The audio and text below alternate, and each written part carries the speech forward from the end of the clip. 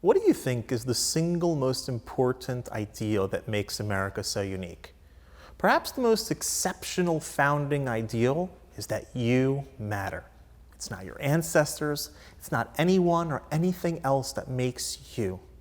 You are endowed by God with rights, you have personal freedom, you rise and fall by your own achievements or failure, and it's because of this that America has been a land of economic opportunity and traditionally why America has been a magnet to people of every culture. You'll have more political, social, and civil rights in the United States than even in your native country. This is quite a unique achievement in human history. America's founding message is, you are significant, and here is the space to express that. Along with personal freedom came personal responsibility. Just as I'm rewarded for my good choices, I'm accountable for my bad choices. This belief was a result of the individualism just described and an emphasis on the Judeo-Christian ethic embraced by the founders of this country.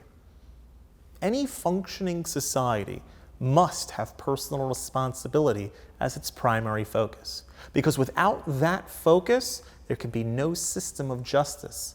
And without a system of justice, any society will collapse. After all, if there's no personal responsibility, there will always be some external reason why anybody did anything. In that situation, attempts at justice deteriorate into who had a better excuse for his misbehavior. There can be no criminals, no punishment, and no society. When you truly learn to be responsible for yourself, you also learn that it's in your best interest to be a good steward of others and the world around you.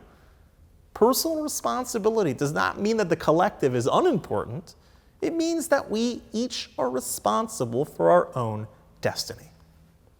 In recent years, there seems to have been a large shift in our society toward the collective.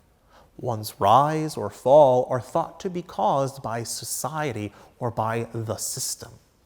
The culture has come to view any bad choices that one makes to be caused by outside forces and are no longer seen as anyone's personal decision. This is obviously not sustainable because different people will demand different rules and different justice outcomes depending on their own subjective experiences. Personal responsibility is a critical key to social cohesion.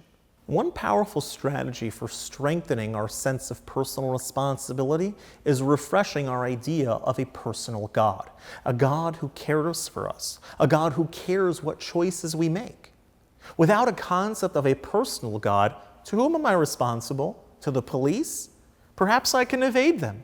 The only other answer, who am I responsible to, is myself. Meaning my feelings.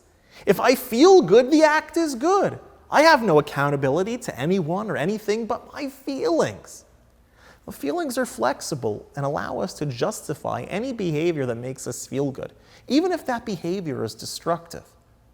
There must surely be some objective framework so that we can all agree on what's right and what's wrong. Without that, our society cannot long stand. Relating to a personal God can greatly help our acceptance of personal responsibility. The God of the Bible is a personal God who takes interest in us personally and holds us accountable for what we do. Where do we see that? Well, first off, the entire idea of God bestowing commandments means that God cares what we do. But let's go deeper. Why does the first of the 10 Commandments say, I am the Lord your God who brought you out of the land of Egypt? Wouldn't it have been more impressive to say, I'm the one who created the heavens and the earth?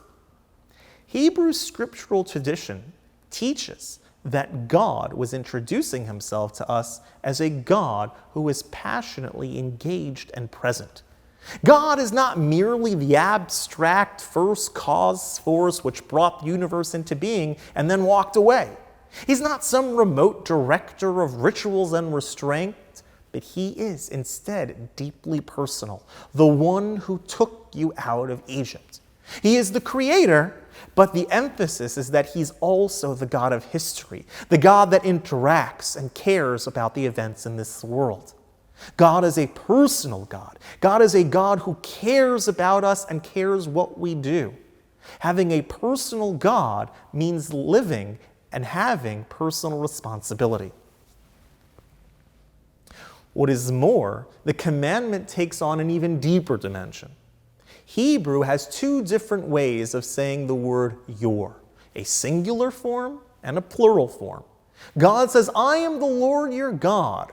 Rather than using the plural form, I am the Lord your God, talking to the people as a collective, God says, I am the Lord your God in the singular form, speaking personally to every single individual there, even though he was speaking to the entire nation. What's the lesson? God's engagement with us is entirely close and personal, and that each of us has the personal responsibility to live up to the ideals that he set forth.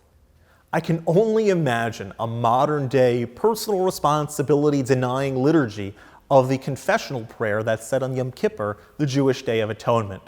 For the sin of my society for making me do this, for the sin of my socioeconomic environment making me do that, God forgive me, but know that I'm not really responsible personally for any sin. There's no such thing as personal sin, only societal injustice, only social injustice. Clearly, this is no way for a person to live their own life successfully or for a society to function. The American Alliance of Jews and Christians is dedicated to the biblical teaching that through enhancing our connection with God in a personal way, we're more likely to choose personal responsibility and more likely to make the best choices.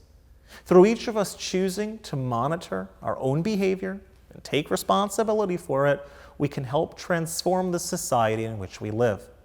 It is only through returning to the idea of a personal God and personal responsibility that we can individually and collectively live up to the most unique ideal among nations, that you are significant and you are endowed by God to fulfill in the fullest way the American dream.